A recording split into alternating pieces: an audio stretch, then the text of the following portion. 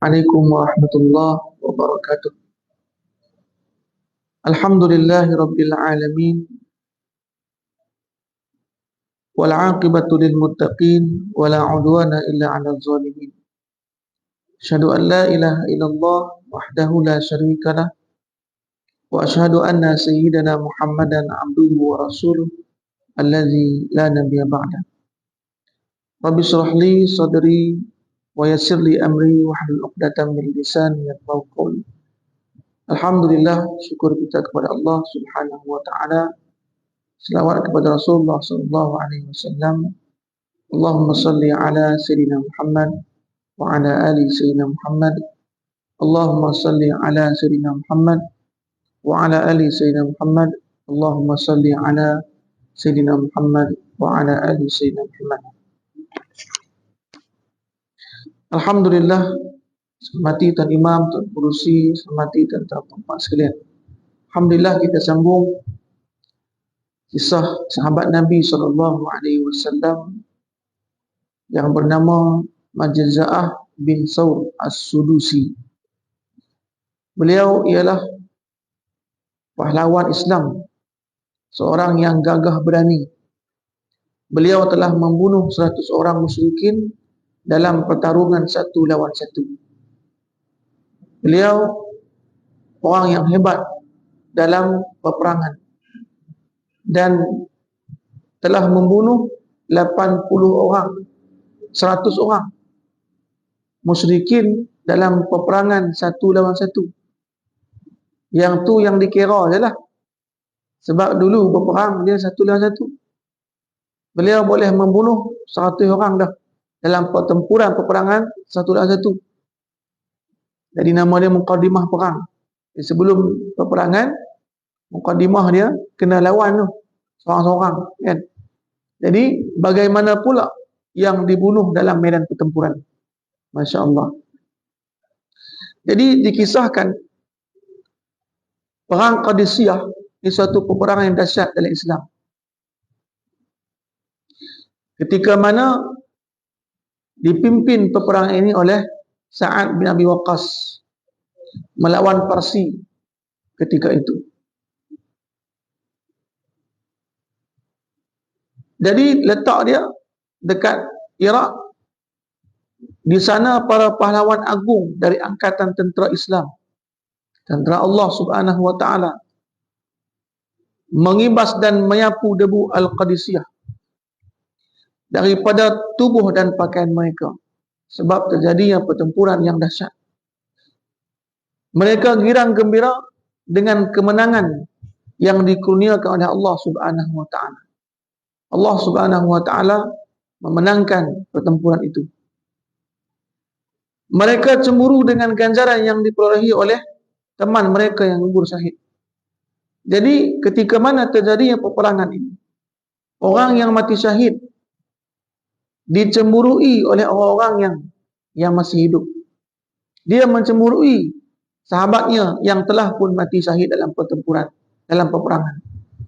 Sebab Islam dan tentera-tentera Allah Subhanahu wa taala, mereka mengingini mati syahid dan mereka memimpikan mati syahid. Mereka juga merindui satu pertempuran yang lain yang standing dengan Qadisiyah ni.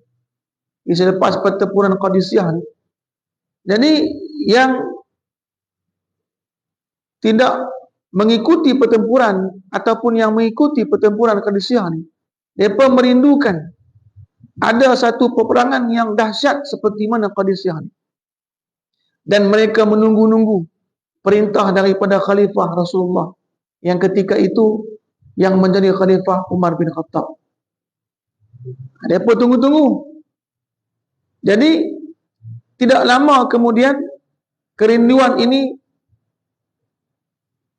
menanti dan datanglah surat daripada Umar bin Khattab daripada Madinah sampai ke Kufah, Iraq. Jadi Umar bin Khattab menyampaikan sebuah surat perintah Khalifah memerintahkan pemimpin di Kufah ni untuk menghimpunkan tenteranya, yang itu ketika itu jadi pemimpin ialah Abu Musa al-Ash'ari, Abu Musa al-Ash'ari, maka Umar bin Khattab memerintahkan untuk bergerak bersama bala tenteranya untuk bertemu dengan bergabung dengan tentera Islam yang datang daripada Basrah. Jadi Umar bin Khattab hantar surat kepada pemimpin pemimpin Basrah ketika itu Kufah, itu Iraq lah, Abu Musa al-Ash'ari, agar dia menghimpunkan tentera dan dia bergabung dengan pasukan tentera Islam yang berada di Basrah. Kedua-dua perhimpunan itu diarahkan untuk bertolak ke Ahwaz bagi menjejaki dan menghapuskan Hurmuzan. Hurmuzan ini ketua tentera pasukan Parsi. Jadi panglima angkatan tentera Parsi, mereka juga diminta untuk membebaskan kota Tustar ataupun satu kota permata mahkota Kisra. Jadi kota Tustar ni kota yang disebut dengan Bandar Kisra ketika itu, dan mutiara negeri Parsi. Dalam perutusan khalifah ditujukan kepada Abu Musa al-Ash'ari menjadi pemimpin. Jadi Umar bin Khattab menunjukkan satu surat perintah yang terkandung dalamnya perintah untuk mengajak dan melantik menjadi ketua pasukan, iaitu Majza'ah bin Sur. Inilah mula cerita Majza'ah bin Sur tadi, ya. As-Sudusi. Jadi beliau ialah ketua dan pemimpin Bani Bakar yang ditaati. Majza'ah bin Sur ni seorang ketua di kaumnya Bani Bakar, dan dia ditaati oleh kaumnya. Sebab apa? Selalunya ketua ni ditaati oleh kaumnya ialah disebabkan keberaniannya, disebabkan kejujurannya, disebabkan kepahlawanannya, dan dia tidak takut dalam membela yang hak dan membateras yang batil. Jadi Abu Musa segera melaksanakan perintah khalifah. Ketika mana sampai surat kepada Abu Musa ni, Abu Musa pun terus melaksanakan perintah khalifah Umar bin Khattab. Beliau mempersiapkan tenteranya dan melantik Majza'ah bin Sur As-Sadusi untuk mengepalai sayap kiri bala tentera yang dia pimpin. Angkatan tentera beliau kemudian bergabung dengan tentera Islam yang datang daripada Basrah. Lalu mereka bersama-sama bertolak berperang di jalan Allah Subhanahu wa taala. Maka dia bergabunglah, dua tentera pasukan Islam ni bergabung dalam satu tujuan, iaitu berjihad fi sabilillah. Mereka telah membebaskan bandar-bandar dan membersihkan kubu-kubu kuat daripada cengkeraman Parsi ketika itu. Jadi laluan yang mereka lalui sampai ke kota Tustar ni, ada kota-kota yang ditakluk oleh Parsi yang masih lagi kuat. Maka mereka membebaskan satu kota dengan kota yang lainnya. Makna dia apa? Terjadi peperangan dalam pembebasan kota-kota itu. Al-Hurmuzan pula telah melarikan diri dari satu tempat ke tempat yang lain. Hurmuzan ni, dia ketua perang Parsi, ya, kan? Ketua tentera. Jadi dia melarikan diri satu tempat ke tempat yang lain. Selepas pasukan tentera Islam menaklukkan kota yang dipegang dia, kemudian dia lari pula kota sebelah. Dia lari sehinggalah dia sampai ke kota Tustar, merupakan bandar Parsi yang paling cantik dengan alam semula jadi yang sungguh memukau dan kubu yang paling teguh. Jadi kota Tustar ni ialah kota Parsi yang paling hebatlah ketika tu. Keindahan alam dia cantik semula jadi. Di samping itu, ia juga merupakan bandar purba yang mempunyai ketamadunan sejak dahulu kala. Kota Tustar ni, dia satu bandar yang dah lama dah. Kemudian dia hebat dalam seni bina dia. Ia dibina di tempat yang tinggi, dalam bentuk kuda, dan disaliri oleh sebatang sungai besar dipanggil Sungai Dujail. Kota dia, kawasan dia tinggi. Kemudian dialiri sungai masuk ke dalamnya, Sungai Dujail. Di bahagian atas kota tersebut terdapat pancuran air dan kolam yang dibina oleh Raja Sabur. Dekat atas pula ada kolam. Kemudian yang dibina pancuran air, Masya Allah. Jadi mana ada apa? Ketika itu seni bina ataupun tamadun dah pun ada. Air sungai disalirkan ke dalamnya melalui saluran terowong bawah tanah. Masya Allah. Terowong bawah tanah, air itu boleh disalurkan ke tempat yang tinggi. Masya Allah. Jadi pancuran air dan terowong Tustar merupakan antara binaan yang paling unik dan menakjubkan. Bagaimana boleh disalurkan daripada terowongan air tadi, boleh dia masuk ke tempat tinggi. Seperti mana kita tahu air ini mengalir daripada tempat tinggi ke bawah. Tidak daripada bawah, dia mai ke atas. Masya Allah. Ia diperkuatkan oleh batu yang besar dan kukuh, disokong oleh tiang-tiang besi yang utuh. Ia juga dihampari dengan jubin daripada timah hitam. Jadi bandar Tustar dia cantik. Jadi di sekeliling Tustar pula terdapat pagar yang besar lagi tinggi. Dikelilingi oleh pagar yang besar, yang tinggi, ia melingkungi kota itu seumpama gelang yang melingkari pergelangan tangan. Menurut ahli sejarah, ini binaan merupakan pagar yang pertama dan terbesar pernah dibina di atas muka bumi Allah Subhanahu wa ta'ala. Menurut sejarah kata apa? Inilah satu binaan ataupun pagar yang terbesar yang dibina, yang pertama lah, yang pertama dibina di muka bumi Allah Subhanahu wa ta'ala. Kemudian Hurmuzan ni telah menggali parit yang besar. Jadi dia pun gali parit yang besar yang sukar dilintasi di sekeliling pagar tersebut. Di sekeliling pagar tu dia gali parit dengan tujuan orang tak boleh lalu. Beliau juga menghimpunkan pasukan tentera Parsi yang terpilih untuk ditempatkan di belakang kota Tustar tadi. Di belakang tembok dan dinding itu. Tentera Islam berkhemah di sekeliling parit Tustar. Mereka terpaksa mengepung selama 18 bulan. Masya Allah. 18 bulan tentera Islam mengepung benteng Tustar ni tanpa mampu menyeberangnya. 18 bulan. Sebab itulah kuatnya, hebatnya binaan yang dalam kota Tustar ni, Hurmuzan tadi ni duduk dan bala tentera Parsi duduk dalam dia. Masya Allah. 18 bulan dalam pengepungan tentera Islam. Dalam tempoh itu, mereka telah bertempur dengan tentera Islam ni sebanyak 80 kali peperangan. Tentera Islam ni bertempur dengan tentera Parsi ni 80 peperangan. Bayang. Maknanya apa? Setiap bulan lebih kurang 4 kali perang. Dalam pengepungan, dalam tempoh pengepungan tu. Dalam sebulan ni lebih kurang 4 ke 5 kali ya berperang. 18 bulan ni 80 kali peperangan. Setiap peperangan akan dimulakan dengan pertarungan satu lawan satu. Setiap peperangan dimulakan dengan peperangan satu lawan satu. Di antara kedua-dua pihak, kemudian ia bertukar kepada peperangan yang dahsyat. Masya Allah. Setiap kali peperangan dimulakan dengan satu lawan satu tu. Kan? Jadi Majza'ah bin Sur ni setiap kali peperangan satu lawan satu, dia mesti ikut. Ditunjuk ke ataupun dia yang akan menawarkan dirinya untuk lawan satu dengan satu. Masya Allah. Jadi Majza'ah bin Sur ni ada masa dia lawan orang sekali. Masya Allah. Dia seorang lawan orang. Musuh pun ketika mana lawan satu lawan satu, musuh mesti dia tak hantar orang-orang yang cerah-cerah dia. Tak. Dia mesti hantar tentera yang terlatih.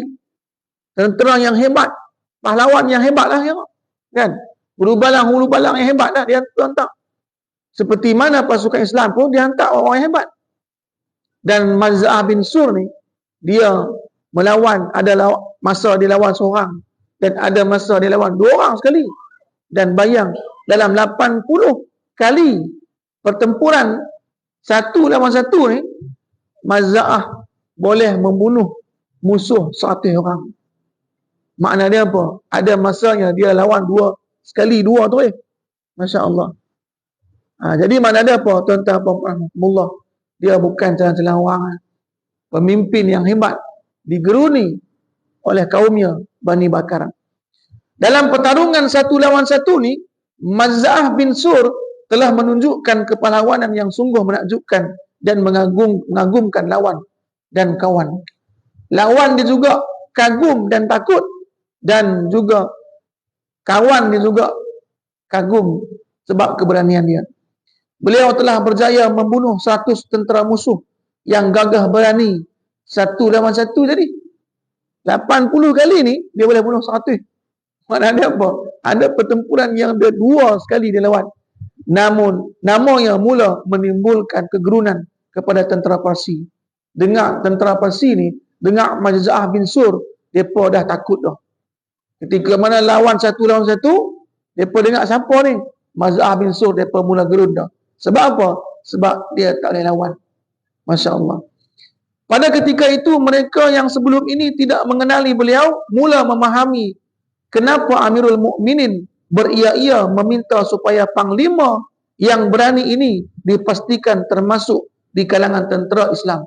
Sebab dalam surat Umar bin Khattab ni, dalam suratnya ketika mana hantar kepada Abu Musa al-Ash'ari menyatakan kamu kena lantik ketua pasukan ialah Mazza'ah bin Sur. Pasal apa Umar beria-ia melantik? Sebab apa? Sebab kehebatan Mazza'ah bin Sur dalam peperangan. Pada akhir pertempuran dari 80 siri peperangan ini, tentera Islam telah melakukan serangan yang benar-benar berani sehingga Parsi terpaksa mengosongkan jambatan yang merentasi parit dan lari berlindung dalam kota Tustar. 80 siri peperangan ni, mana ada apa? Tentera Islam telah menunjukkan kehebatannya hinggakan jambatan yang menghubungkan kota Tustar ni, mana ada apa? Dikosongkan. Tentera yang jaga tak ada dah. Pasukan musuh jaga tak ada dah. Sebab apa? Mereka takut semua.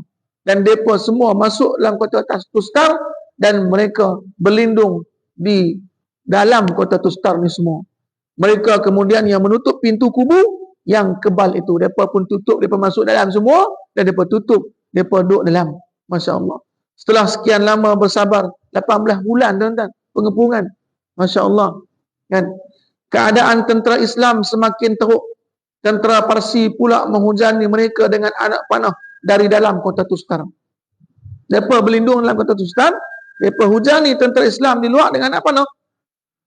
Mereka juga mula menjatuhkan rantai besi dari atas pagar yang mengelilingi kota itu.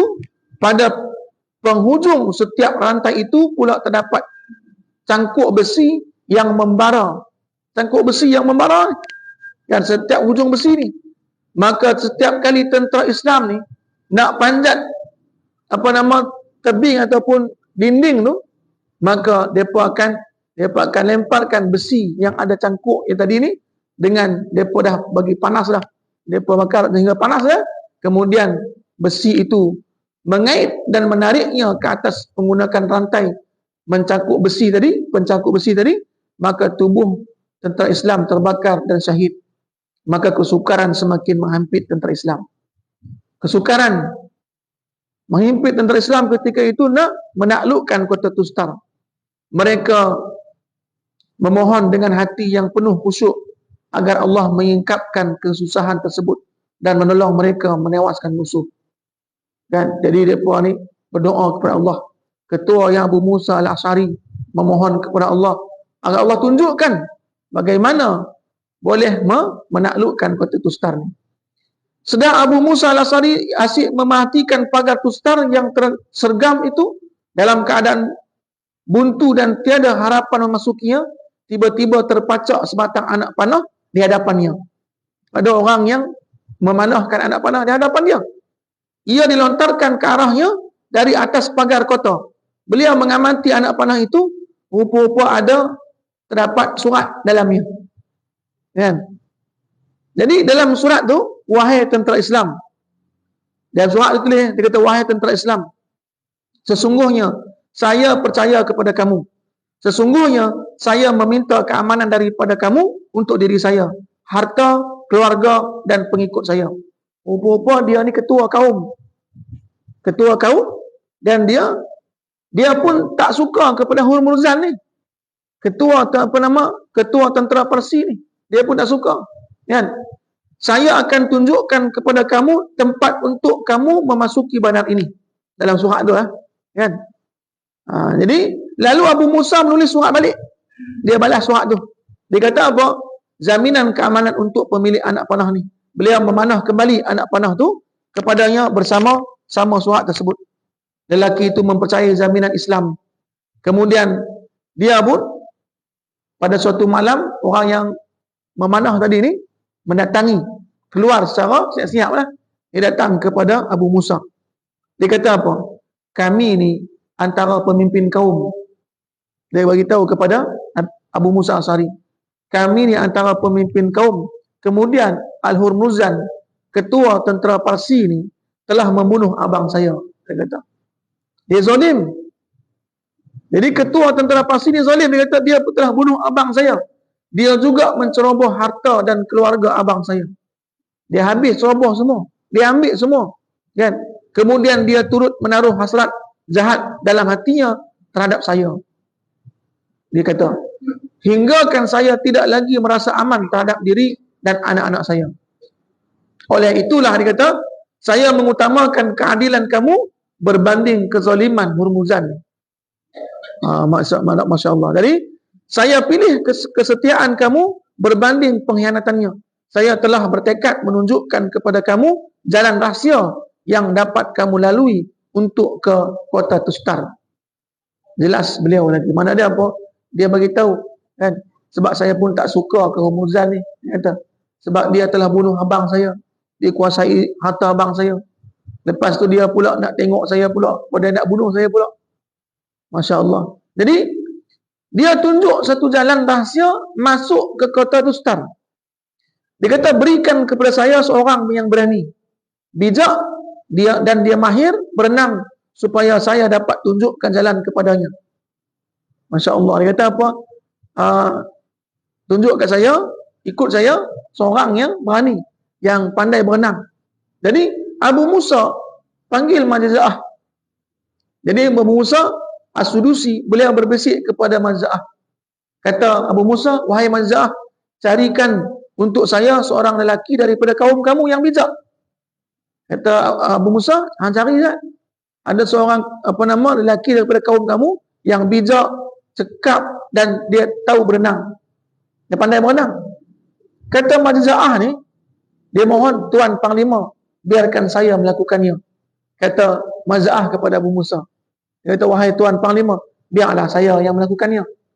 Masya Allah. Jika itu keinginan kamu, semoga kamu diberkati oleh Allah Subhanahu Wa Taala, kata Abu Musa. Masya Allah. Dia tak cari orang dah. Dia kata, dia pelawar diri dia sendiri. Biarlah saya yang melakukannya. Abu Musa pun berpesan agar beliau mengingati seluk-beluk jalan, mengenal pasti kedudukan pintu dan memastikan tempat dan identiti Hurmuzan. Masya Allah. Kemudian Nabi Musa pun beritahulah, pastikan jalan, kenal. Kan? Seluk-beluk jalan dia kenal. Kan? Dan kamu pastikan mengenal Hurmuzan itu siapa dia. Abu Musa juga berpesan agar beliau tidak bertindak selain daripada itu. Hurmuzan kata apa? Jangan bertindak seorang-seorang. Kalau dah masuk ke kota Tustar, dah pastikan semua dah, jalan pun dah kenal pasti dah. Lepas tu Hurmuzan pun tahu siapa dia. Lepas tu balik, kata Abu Musa, jangan bertindak. Jangan perang pula seorang-seorang. Kan? Jadi, Majza'ah ni bukan boleh ni, sebab dia seorang pun dia boleh perang. Jadi, dalam kegelapan malam, Majza'ah pun ikut dah. Yang pembela tadi ni. Dia ikut ke kota Tustar ni. Jadi dia tengok seluk-beluk perjalanan. Dia bertolak bersama lelaki Parsi yang menjadi penunjuk jalan tadi. Lelaki itu membawa yang masuk dalam terowongan. Masya Allah. Lelaki ni dia bawa masuk dalam terowongan bawah tanah yang menghubungkan antara sungai dan bandar Tustar. Terowongan itu kadang-kadang luas. Air boleh dia harungi dengan berjalan.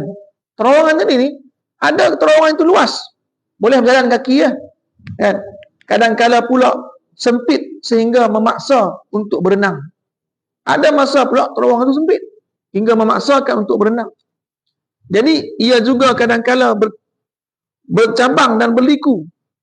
Ada jalan yang bercabang. Mana ada apa? Terowongan tu belah kanan ada, kiri ada, kena ingat. Dan kemudian ia lurus kembali.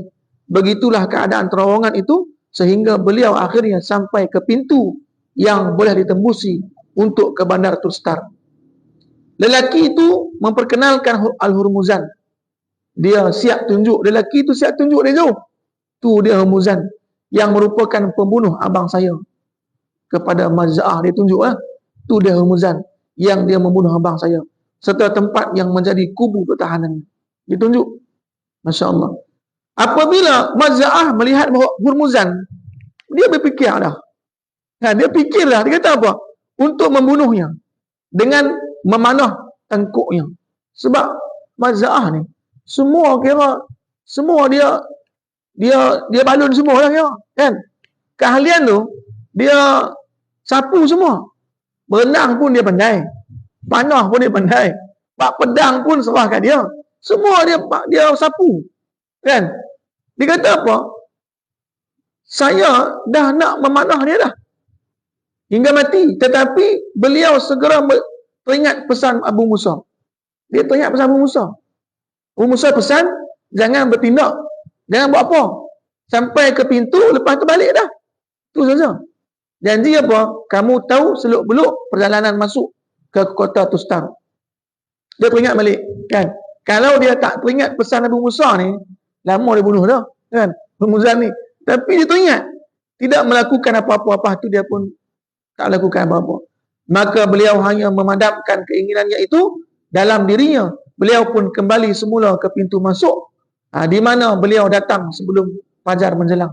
Sebelum fajar menjelang ni dia balik. Dia balik sebelum subuh. Sebelum subuh dia balik dah. Masya Allah. Abu Musa telah menyediakan 300 tentera Islam yang paling berani. Lepas tu dia kata kepada Panglima Abu Musa ni, nak menghimpunkan 100 tentera Islam yang paling berani, yang ikut bersama dia, paling sabar dan kental. Berani, sabar, kental dan paling berkebolehan berenang. Dihimpun semua ni. Satu orang je. Beliau telah melantik Majza'ah sebagai komandonya, sebagai ketua dia. Kan? Sebagai ketua untuk ikut masuk ke kota Tustar. Satu orang terbaik semua. Pandai lambat berenang semua. Abu Musa kemudian ia menghantar dan memberikan pesanan penting kepada mereka. Abu Musa melepaskan mereka dan berikan pesanan-pesanan penting. Beliau menjadikan laungan takbir sebagai isyarat kepada bala tentera Islam untuk menyerbu kota Tustar. Jadi kata Abu Musa, ketika mana hampa dah masuk kota Tustar, jadikanlah takbir sebagai pembuka ataupun penyeru ataupun pemula ketika mana hampa menyerang musuh Allah. Sebab itulah takbir ni sebagai pembuka, mukaddimah menyerang musuh Allah. Selanjutnya Majza'ah memerintahkan orang-orang supaya menipiskan pakaiannya. Jadi Majza'ah pun mulalah memerintahkan bawah-bawahan dia lah, kan. Pertama perintah dia kena pakai pakaian yang nipis semampu yang boleh supaya ia tidak menanggung air dan memberatkan mereka. Pakai kain tipis semua, baju tipis. Beliau juga mengingatkan mereka untuk hanya membawa pedang dan mengikatnya di badan sebelah dalam baju. Kita bawa pedang saja. Tak boleh bawa apa-apa. Pedang saja, kemudian pakaian yang nipis. Kemudian beliau bersama mereka bertolak pada penghujung sepertiga awal malam. Masya Allah.